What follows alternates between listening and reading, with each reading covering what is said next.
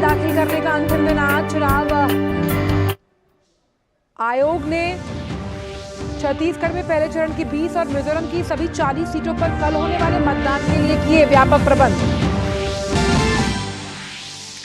छत्तीसगढ़ में दूसरे चरण के लिए धुआंधार प्रचार जारी। जेपी नड्डा जशपुर और रायगढ़ विधानसभा क्षेत्र में करेंगे चुनावी रैली, तो वहीं मध्य प्रदेश के मुंगावली में बीएसपी सुप्रीमो मायावती करेंगी जनसभा।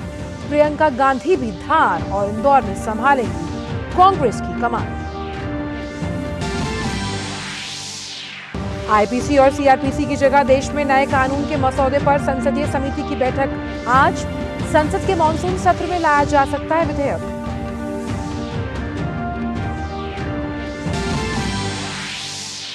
दिल्ली एनसीआर में वायु प्रदूषण के गंभीर श्रेणी में बने रहने के कारण हालात खराब। दिल्ली सरकार ने सभी विभागों की बुलाई बैठक।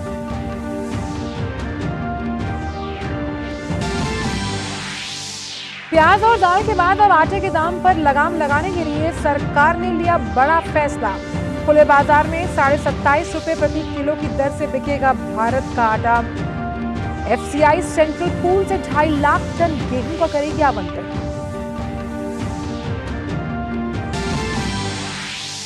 और क्रिकेट वर्ल्ड कप में आज श्रीलंका और बांग्लादेश के बीच होगा मुकाबला। दिल्ली के अरुण जेटली स्टेडियम में 2 बजे शुरू होगा मैच।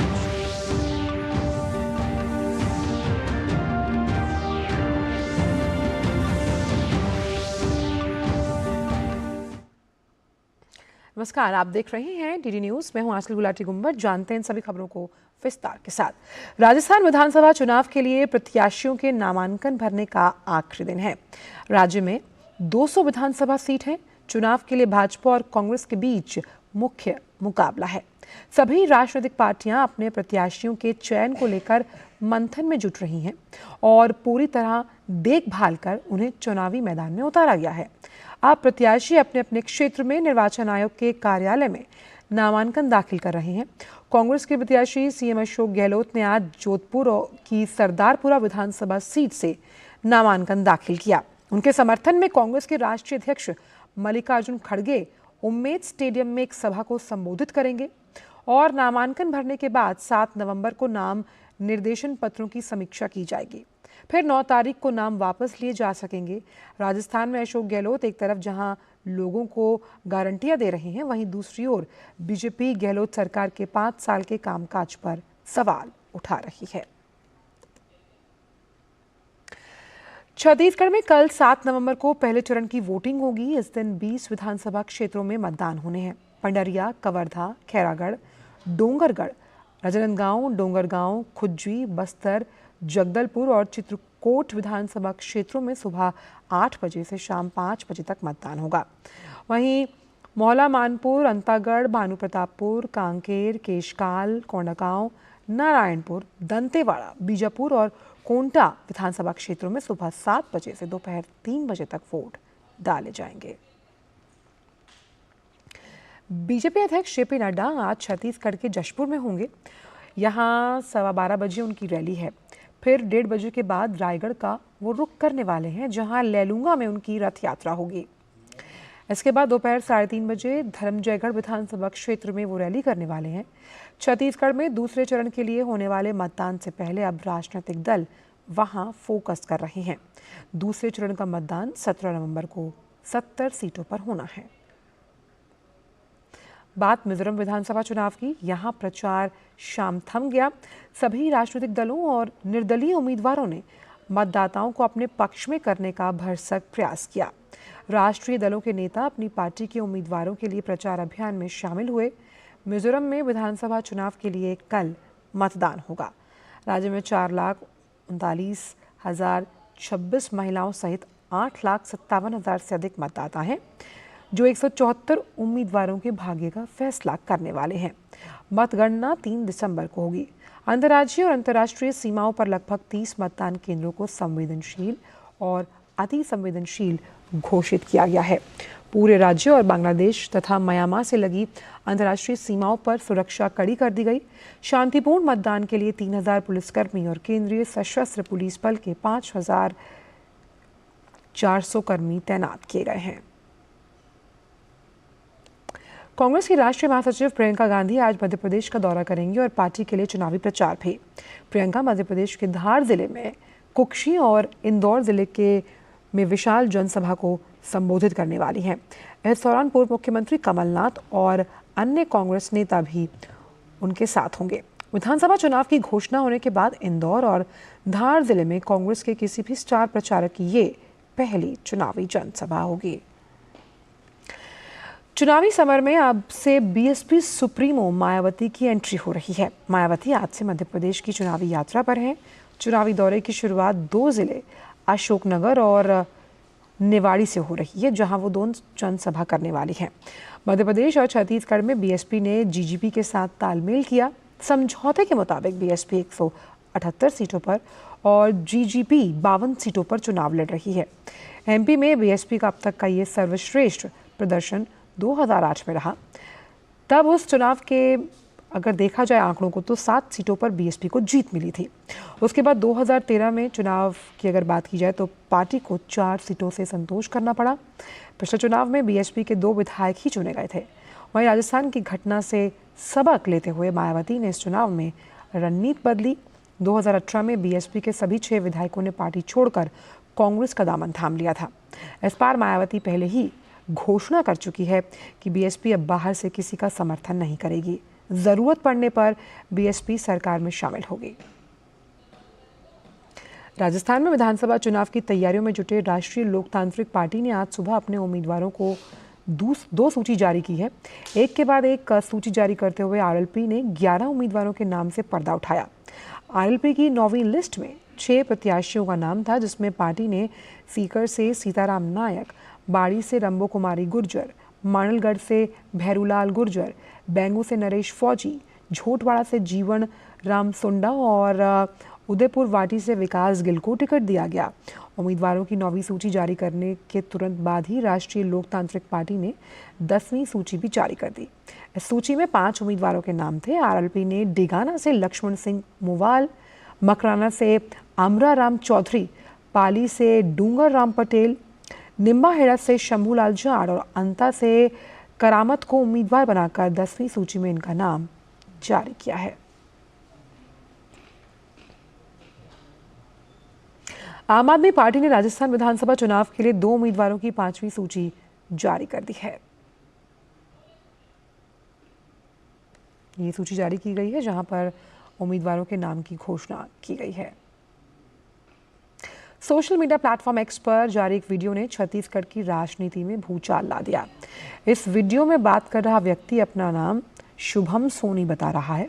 उसका दावा है कि वह महादेव ऐप का मालिक है। कहता है कि छत्तीसगढ़ के मुख्यमंत्री भूपेश बघेल के कहने पर वह दुबई गया और अब तक 508 करोड़ रुपए दे चुका है।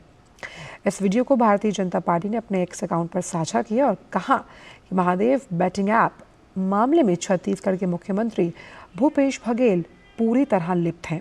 वहीं इस मामले में केंद्र सरकार ने ईडी के आग्रह पर महादेव सट्टेबाजी ऐप पर प्रतिबंध लगा दिया है।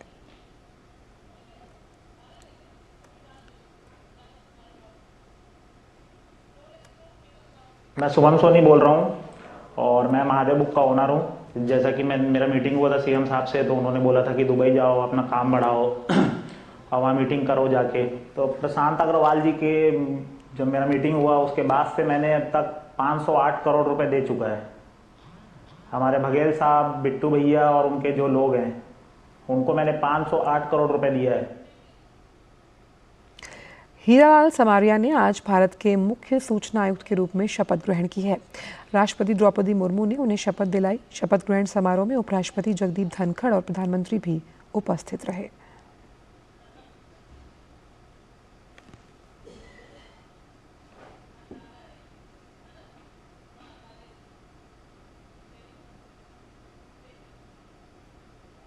अंग्रेजों के ज़माने से चले आ रहे आपराधिक कानून भारतीय दंड संहिता यानी आईपीसी, दंड प्रक्रिया संहिता यानी सीआरपीसी और भारतीय साक्ष्य अधिनियम यानी इंडियन एविडेंस एक्ट को बदलने के लिए लाए गए 3 नए विधेयकों के संसद के आगामी शीत सत्र में लाए जाने के आसार बढ़ गए। आईपीसी, सीआरपीसी और इंडियन एविडेंस एक्ट संबंधित विधेयकों की जांच कर रही संसदीय समिति की बैठक आज दोपहर 12 बजे होने वाली है। इस बैठक में समिति विधेयकों से संबंधित मसौदा रिपोर्ट को स्वीकार कर सकती है। इसके बाद विधेयकों को संसद की शीतकालीन सत्र में पारित किया जा सकता है। गृह मंत्री अमित शाह ने मानसून सत्र में लोकसभा में 11 अगस्त को भारतीय न्याय संहिता, भारतीय नागरिक सुरक्षा संहिता और भारतीय साक्ष्य अधिनियम लाने से संबंधित विधेयक पेश करते हुए कहा था कि अंग्रेजों के जमाने के कानूनों का मूल उद्देश्य दंड देना था, जबकि प्रस्तावित कानूनों का उद्देश्य न्याय देना है। पंजाब सरकार ने राज्यपाल बनवारी लाल पुरोहित की ओर से विधानसभा से पारित विधेयक को मंजूरी देने में हो रही देरी को लेकर सुप्रीम कोर्ट में याचिका दाखिल की। गवर्नर ऑफिस की ओर से सॉलिसिटर जनरल तुषार मेहता ने कहा कि वो शुक्रवार को राज्यपाल की ओर से बिल को मंजूरी लेने के साथ साथ ताज़ा स्थिति से कोर्ट को अवगत कराएं। कोर्ट ने पंजाब सरकार और राज्यपाल दोनों को आत्ममंथन करने के लिए कहा। कोर्ट ने कहा कि गवर्नर को मामला कोर्ट पहुंचने से पहले एक्शन लेना चाहिए। पंजाब जैसी स्थिति कई दूसरे राज्यों में हुई है, जहां गवर्नर तभी काम करते नजर आते हैं जब मामला कोर्ट पहुंचता है। उन्हें मामला कोर्ट आने का इंतजार नहीं करना चाहिए। कोर्ट ने मार्च में सत्रावसान के बगैर जून में फिर से सत्र बुलाने के लिए विधानसभा स्पीकर के रवैये पर भी सवाल उठाया। मामले की अगली सुनवाई शुक्रवार को होनी है। जहरीली धुंध के कहर से दिल्ली एनसीआर के सभी इलाके बेहाल हैं। सड़कों पर टैंकर्स के जरिए पानी का छिड़काव किया जा रहा है ताकि धूल नीचे बैठे एयर क्वालिटी इंडेक्स में सुधार आ पाए, लेकिन ये इंतजाम कारगर साबित नहीं हो रहे।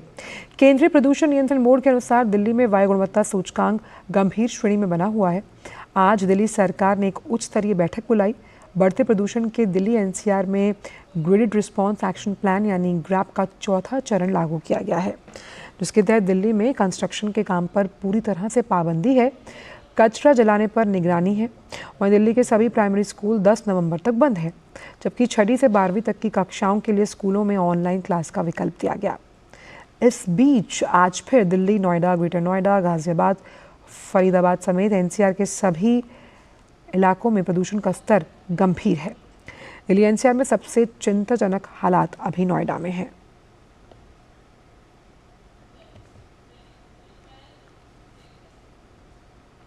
पंजाब में धान की कटाई में तेजी आने के साथ पराली जलाने के मामलों में भी लगातार बढ़ोतरी हो रही है।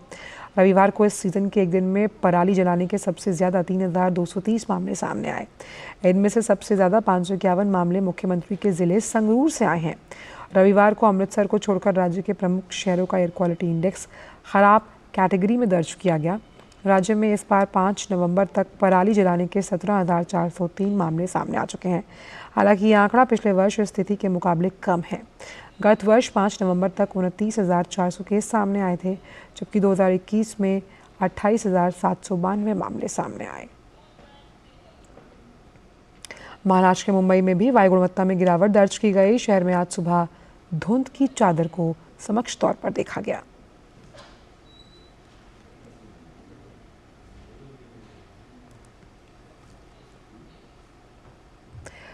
खबर राजस्थान के, जहां से दौसा में एक भीषण हादसा हुआ है। ये दौसा कलेक्ट्री सर्कल के पास रेलवे पुलिया पर एक बस का नियंत्रण खोया और वो नीचे रेलवे ट्रैक पर गिर गई। इस हादसे में 4 लोगों की मौत हुई है। कई लोग घायल हैं, जिन्हें अस्पताल पहुंचाया गया। दौसा के एडीएम ने बताया कि दुर्घटना के बाद 28 लोग अस्पताल लाए गए, जिनमें से 4 मृतक हैं। एसडीएम को मौके पर ही घटना की जांच के लिए भेजा गया। यह हादसा नेशनल हाईवे 21 पर हुआ। बताया जा रहा है कि सवारी बस पुलिया की रेलिंग तोड़ती हुई नीचे रेलवे ट्रैक पर जा गिरी।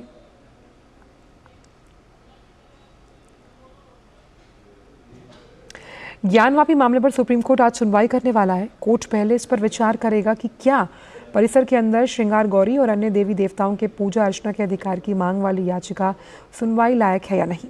मुस्लिम पक्ष का कहना है कि हिंदू पक्ष का दावा सुनवाई के लायक ही नहीं है। प्लेसेस ऑफ वर्शिप एक्ट के रहते इस मामले पर सुनवाई नहीं हो सकती। आज अंजुमन इंतजामिया कमेटी के वकील के माध्यम से लिखित आपत्ति कोर्ट में सोमनाथ व्यास जी के तहखाने के संदर्भ में शैलेंद्र पाठक की याचिका पर प्रस्तुत करेंगे। वहीं दूसरी तरफ सुप्रीम कोर्ट में अंजुमन इंतजामिया मस्जिद कमेटी के द्वारा की गई अपील भी है, जिसमें ज्ञानवापी के साइंटिफिक सर्वे का विरोध किया गया था। इस विषय पर भी आज सुप्रीम कोर्ट में सुनवाई है।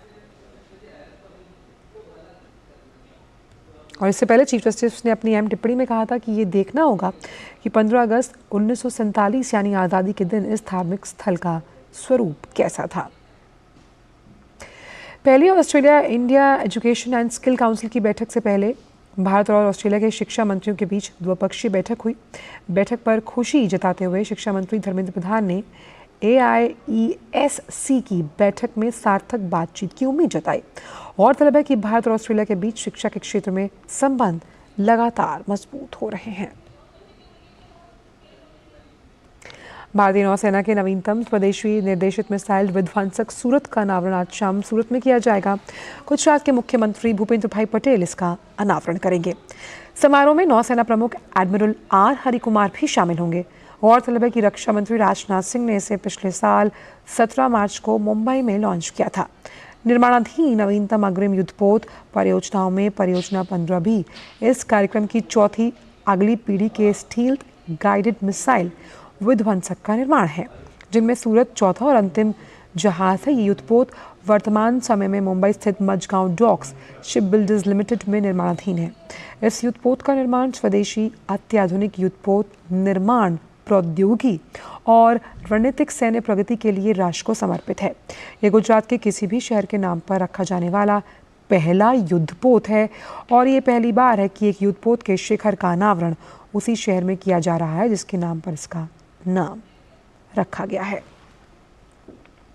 भारत और नेपाल के सीमा बलों, सशस्त्र सीमा बल और APF के बीच आज से नई दिल्ली में 3 दिवसीय 7वीं भारत नेपाल समन्वय बैठक आयोजित की जा रही है।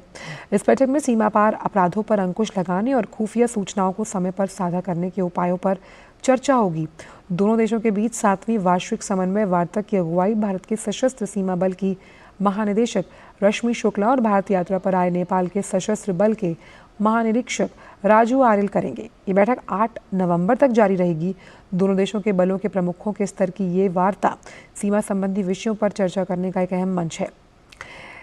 SSB और APF प्रतिनिधि मंडलों का उद्देश्य खुली और बिना बाढ़ वाली भारत नेपाल सीमा और प्रभावी प्रबंधन के लिए दोनों सीमा प्रहरी बलों के बीच समन्वय मजबूत करना है।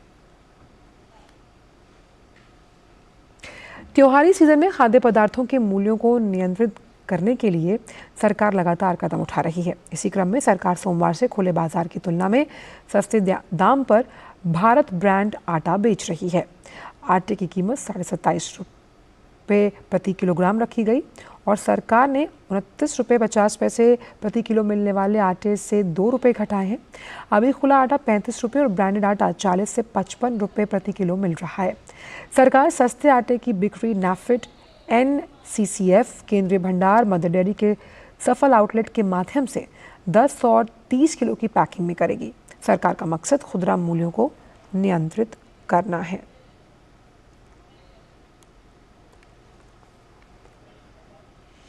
भाजपा ने झारखंड की वर्तमान सरकार पर ईडी अफसरों के खिलाफ खतरनाक साजिश और नक्सलियों से संपर्क का बड़ा आरोप लगाया। भाजपा के झारखंड प्रदेश प्रवक्ता प्रतुल शाहदेव ने कहा कि पूरे राज्य में सिस्टम धराशायी हो गया है और संवैधानिक मशीनरी भी ध्वस्त हो गई है। प्रतुल शाहदेव ने पार्टी के प्रदेश मुख्यालय में आयोजित संवाददाता सम्मेलन में कहा कि जेल से सरकार को चलाया जा रहा है। जेल में बंद सत्ता के दलाल ईडी के अधिकारियों के खिलाफ षड्यंत्र रच रहे हैं। उन्होंने कहा ऐसी खबरें मीडिया में लगातार आ रही हैं कि सत्ता के शीर्ष में ऑपरेट करने वाले जेल में बंद दलालों के खिलाफ जांच कर रहे ईडी के अधिकारियों को नुकसान पहुंचाने के लिए नक्सलियों, गैंगस्टर्स का सहयोग लिए जाने को लेकर षड्यंत्र किया जा रहा है।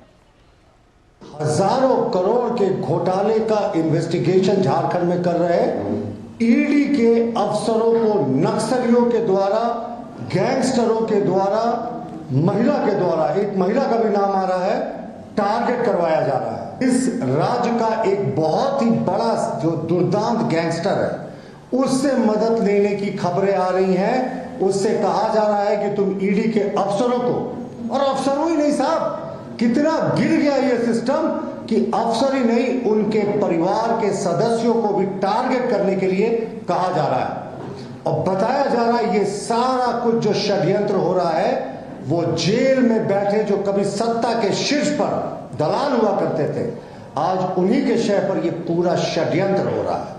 ये बेहद ही चिंतनीय है। बात अब करते हैं इजराइल और हमास में हो रहे संघर्ष से जुड़ी हुई। अमेरिकी विदेश मंत्री एंटनी ब्लिंकन इराक के बाद अब अंकारा पहुंचे, जहां वह तुर्की के अपने समकक्ष हकन फिदान के साथ गाजा संघर्ष पर बातचीत करने वाले हैं।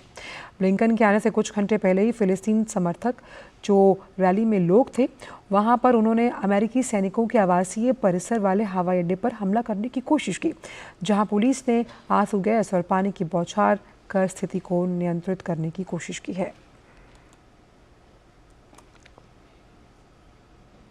अमेरिकी विदेश मंत्री एंटनी ब्लिंकन ने बिना किसी पूर्व योजना के इराक का भी दौरा किया। उन्होंने इराक के प्रधानमंत्री मोहम्मद शिया अल सुदानी के साथ चर्चा की। इस दौरान दोनों के बीच इजराइल हमास संघर्ष को रोकने की आवश्यकता के बारे में चर्चा हुई। खबरों के मुताबिक बगदाद में अल सुदानी के साथ ब्लिंकन की मुलाकात 1 घंटे से ज्यादा समय तक चली है। इजराइल और हमास के बीच बीते 3 सप्ताह से अधिक का समय बीत गया है और जंग जारी है। डीडी न्यूज़ दोनों के बीच का जो संघर्ष है उस पर लगातार आप तक अपडेट पहुंचा रहा है। देखिए इजराइल के जूडिया डेजर्ट में मौजूद डीडी न्यूज़ संवाददाता अमृतपाल की रिपोर्ट। इसराइल ने अपनी सैन्य कार्रवाई लगातार और तेज कर दी है और भीषण कर दी है। युद्ध और भीषण हो चुका है। अभी तक इसराइल कहता है कि वो 12,000 से ज्यादा टारगेट्स को अटैक कर चुका है। कल के पूरे दिन में कम से कम 3,000 टारगेट्स पे अटैक हुआ, जिसमें जबालिया रिफ्यूजी कैंप गाजा पट्टी में और वहीं अल बुरेज रिफ्यूजी कैंप पर भी अटैक हुआ। उधर हमास कह रहा है कि स्कूल और अस्पतालों को भी बख्शा नहीं जा रहा। वही कूटनीतिक प्रयास भी जारी है। इजराइल का कहना है कि किसी भी तरह की कोई भी ह्यूमैनिटेरियन एड वो जाने देगा, पर किसी तरह का ह्यूमैनिटेरियन पॉज या सीज फायर का कोई सवाल नहीं उठता। अमेरिकी विदेश मंत्री एंटनी ब्लिंकन जो कि यहाँ हैं इस रीजन में, उन्होंने अलग अलग नेताओं से मीटिंग की। परसों उन्होंने बेंजामिन नेतन्याहू से मीटिंग की, फिर अरब के लीडर्स जिसमें जॉर्डन के किंग थे, लेबनान के केयरटेकर प्राइम मिनिस्टर थे, और कल उन्होंने रामल्ला में मीटिंग की महमूद अब्बास के साथ। उसके बाद वो तुर्की गए, जहां उन्होंने मीटिंग की रेसेप तय्यिप अर्दोगान तुर्की के राष्ट्रपति के साथ। क्लियरली अरब लीडर्स और महमूद अब्बास जो फलस्तीन के राष्ट्रपति हैं, उन्होंने एंटनी ब्लिंकन को यह कहा कि आप सीज फायर करवाएं। वहीं ब्लिंकन ने सीज फायर पर कोई आश्वासन नहीं दिया, क्योंकि हालांकि उन्होंने ह्यूमैनिटेरियन पॉज या कुछ देर के लिए जंग रोकने का अनुरोध किया था। राष्ट्रपति बाइडेन के कहने के बाद उनका मैसेज लेके आए थे, पर बेंजामिन नेतन्याहू ने साफ कर दिया कि सीज फायर का तो सवाल नहीं उठता, ह्यूमैनिटेरियन पॉज भी नहीं होगा। तो यहाँ युद्ध लगातार भीषण होता जा रहा है और अब सबसे बड़ी समस्या अमेरिका और इंटरनेशनल कम्युनिटी के लिए ये है कि कहीं ये जंग, ये युद्ध, ये संघर्ष रीजनली एस्केलेट ना कर जाए और दूसरे नॉन स्टेट एक्टर्स जैसे हिजबुल्ला, हाउथीज जो लगातार इजराइल पे गोले दाग रहे हैं, वो कहीं पूरी तरह जंग में ना उतर आए और ये एक रीजनल जंग ना बन जाए।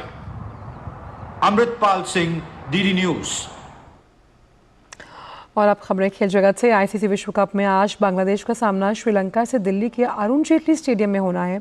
एशियाई टीम बांग्लादेश और श्रीलंका के लिए इस बार का वनडे वर्ल्ड कप बिल्कुल भी यादगार नहीं रहा, जहां शाकिब अल हसन की कप्तानी वाली बांग्लादेश 7 में से 6 मैच हारकर वर्ल्ड कप से बाहर हुई। वहीं श्रीलंका की टीम भी लगभग सेमीफाइनल की रेस से बाहर हो चुकी है। दोनों ही टीमें विश्व कप का अपना 8वां मैच खेल रही होंगी। मैच में श्रीलंका के बल्लेबाज कुशल मेंडिस और निशांका के ऊपर काफी ज्यादा दारोमदार है। आईसीसी विश्व कप में भारत की जीत का सिलसिला लगातार जारी है। भारत ने दक्षिण अफ्रीका पर 243 रन की शानदार जीत के साथ प्रतियोगिता में लगातार 8वीं जीत अपने नाम की। इस जीत के साथ ही भारत ने अंक तालिका में शीर्ष पर स्थान बरकरार रखा। भारत से जीत के लिए मिले 327 रन के जवाब में अफ्रीकी टीम 83 रन पर सिमट गई। बल्लेबाजी में कोहली ने जहां शतकीय पारी खेली, वहीं गेंदबाजी में जडेजा ने 5 विकेट लिए। देखिए ये रिपोर्ट।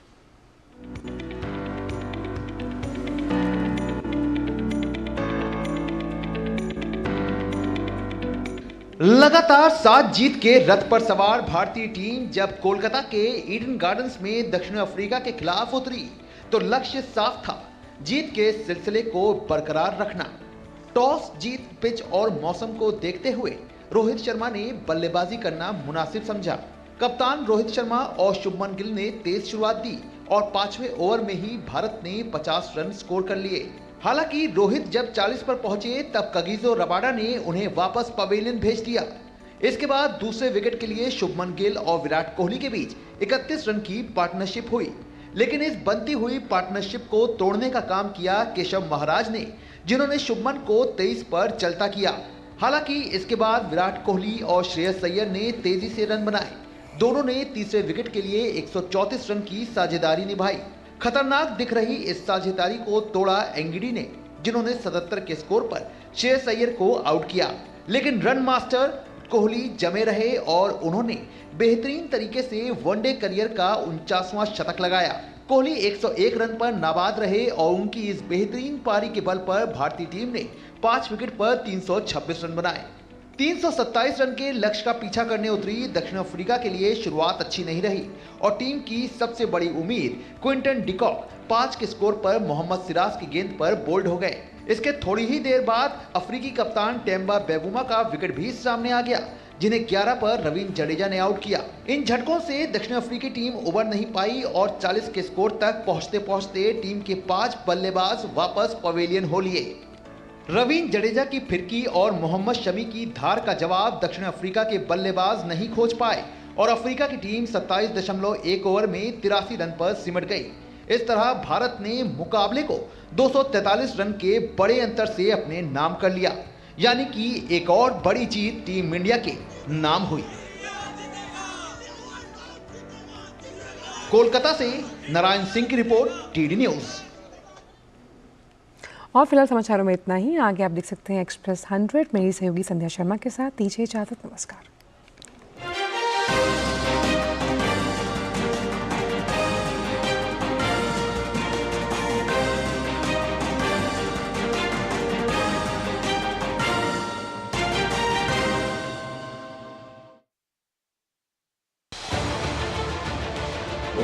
उत्तर से दक्षिण तक